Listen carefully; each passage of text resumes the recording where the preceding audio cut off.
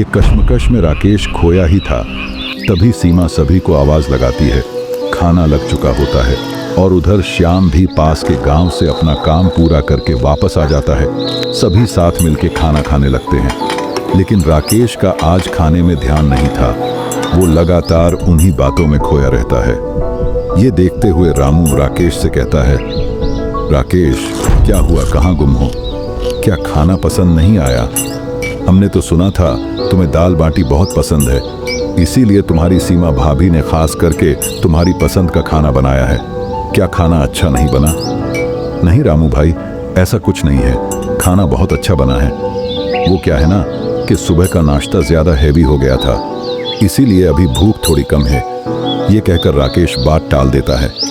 राकेश की बात सुनकर रवि तपाक से कहता है, मुझे तो दिनेश को देख के ऐसा नहीं लगता है। इसे देखकर तो लगता है शायद इसने बरसों से खाना नहीं खाया है। रवि की बात सुनकर सब हंसने लगते हैं। दिनेश तिरछी निगाह से रवि को देखता है, मानो मन ही मन कह रहा हो कि बेटा मिल, तू अकेले में तुझे ना खा जाऊं तो बताना। रवि उसके इशारे समझ जाता है और चुपचाप मुंह छुपा के खाना खाने लगता है। सब खाना खाकर फ्री हो जाते हैं। खाने के बाद रामू सभी को अपने खेत घुमाने ले जाता है। खेत में लहलहाती सरसों, चिड़ियों के चहचहाने की आवाज सीधे दिल में उतर रही थी। यहाँ की ठंडी ताज़ा हवा की जो बात थी, वो शहर की ऐसी की हवा में कहाँ थी। सभी दोस्त वहाँ खूब फोटो वगैरह लेते हैं। शाम होने से पहले ही सब घर की तरफ निकल पड़ते हैं। एक और श्याम, राकेश और सभी दोस्त आसपास घूमने निकल जाते हैं। वही एक तरफ राजीव अपनी उन्हीं यादों में खो जाता है, जिसकी वजह से आज वो अपने ही घर और गांव से दूर हो गया था। ये करीब 20 साल पुरानी बात थी। राजीव और उसका परिवार यहीं रामपुर में अपनी खुशहाल जिंदगी बसर कर रहे थे। राजीव और उनके परिवार के पास कोई खास तो संपत्ति नहीं थी, लेकिन कुछ बीघा खेत था जिसमें वो खेती किया करता था। उस खेती के ही सहारे पूरे घर का भरण पोषण होता था। पास का ही खेत रामू का था। दोनों दोस्त मेहनत से खेती करते और सुकून भरी जिंदगी गुजार रहे थे। आसानी से जिंदगी गुजर रही थी। तभी एक दिन इनकी जिंदगी में एक ऐसा पड़ाव आता है। गांव में तीव्र भूकंप आता है। कई लोगों के कच्चे घर गिर जाते हैं और काफी जान माल का नुकसान होता है। चारों तरफ अफरा तफरी मच जाती है और हर तरफ रोने और चीखने की आवाज थी। ऐसा भयानक मंजर कभी किसी ने नहीं देखा था। ऐसा लग रहा था मानो एक पल में सब कुछ खत्म हो गया हो।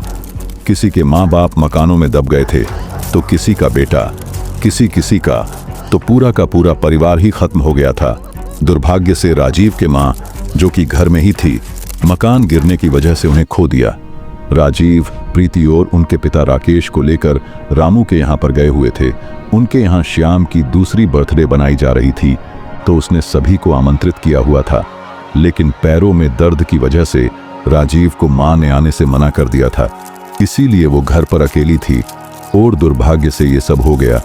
रामू का मकान इस हादसे में क्षतिग्रस्त तो हुआ था, पर गिरा नहीं था, जिसकी वजह से वहां किसी को कोई चोट नहीं आई थी। लेकिन इस हादसे की वजह से जो उसकी माँ के साथ हुआ था, उसकी मानो सारा परिवार टूट गया था। कोई भी इस सब के लिए तैयार नहीं था। राजीव के पिता के लिए तो मानो एक दुनिया ही खत्म हो गई थी। उनको संभाल पाना बेहद मुश्किल था। हालत तो राजीव की भी सही नहीं थी, लेकिन उसके कंधे पर सब घर वालों की जिम्मेदारी थी, तो इसके लिए ही सही अपने आप को संभालना उसकी मजबूरी भी थी और परिवार की ज़रूरत भी। इसके साथ साथ एक परेशानी ये भी थी कि अब इन लोगों के पास रहने को घर भी नहीं था।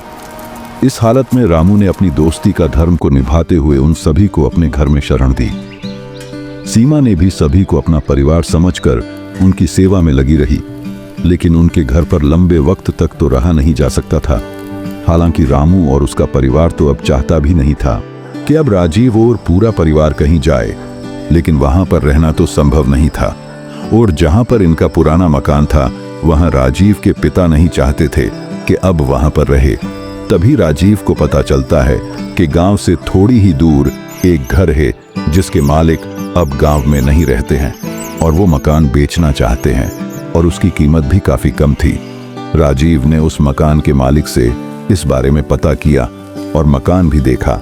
मकान दिखने में थोड़ा पुराना सा था और 5 मकान कम ही थे, लेकिन मकान के हिसाब से मालिक उसकी बहुत कम कीमत लगा रहा था और यह कीमत वह अपने खेत का कुछ हिस्सा बेचकर खरीद सकता था।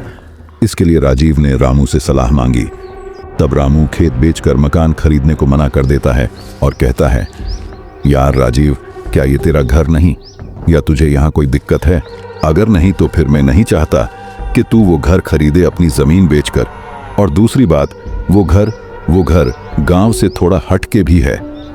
तब राजीव उसको समझाते हुए कहता है, मैं समझ सकता हूं रामू के, तुम मुझे इस घर से जाने नहीं देना चाहते, लेकिन मेरे दोस्त, तेरे मुंह पर बहुत एहसान है।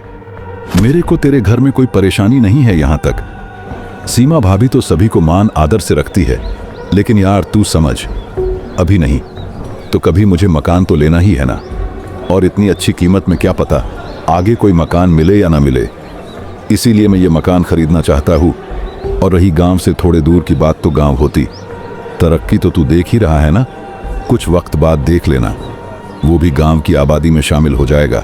फिर भी रामू उससे लगातार उस मकान को लेने से मना करता रहता है। उसकी बातों से ऐसा प्रतीत होता था मानो उसको किसी प्रकार का डर था इस मकान को लेकर।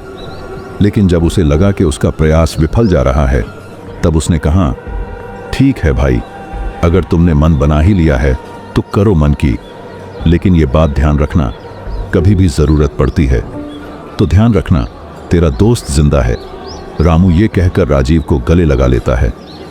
अगले दिन राजीव अपने खेत का कुछ हिस्सा अपने ही गांव के जमींदार को बेच देता है और उसी रकम को देकर मकान की रजिस्ट्री करवा लेता है। कुछ पैसे बचते हैं, उनसे मकान की मरम्मत करा ली जाती है। कुछ दिन बाद वो सब लोग उस मकान में जाकर रहने लग जाते हैं। जिस दिन वो वहां पर आए ही थे, उसी दिन वहां से शाम के वक्त एक तांत्रिक का गुजर होता है।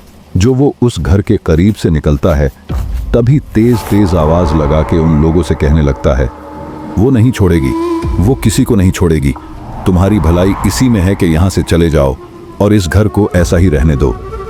तांत्रिक की बात सुनकर राजीव और प्रीति बाहर आकर उनसे पूछते हैं, कौन महाराज, कौन है और वो किसको नहीं छोड़ेगी, और आप मकान खाली करने की क्यों कह रहे हैं?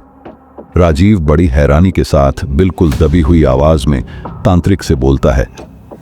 आखिर तांत्रिक क्या समझाना चाहते थे और किसके बारे में बात कर रहे थे? इन सभी रहस्यों को जानने के लिए बने रहिए वीराना घर कहानी के साथ। आगे क्या होने वाला है कमेंट करके जरूर बताइए। जानने के लिए जरूर देखिए अगले भाग में। प्यारे दोस्तों, आपको ये कहानी पसंद आई हो तो मेरे चैनल को सब्सक्राइब करना, वीडियो को लाइक और शेयर करना बिल्कुल मत भूलिए। मिलते हैं अगले भाग में, तब तक के लिए धन्यवाद और अपना ख्याल रखिए।